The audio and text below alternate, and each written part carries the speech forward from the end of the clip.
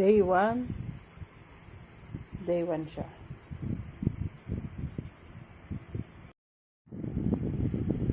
Ayan guys, day 2. Day 2 nung ating pagpapalaki ng centipede. Ayan. Diba? More than kalahati na siya. So bukas, yung pangatlo.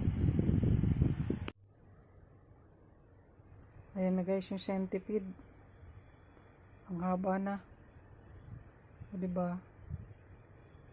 Halos hindi na ano na siya. Kasya na sa isang lumaki na siya.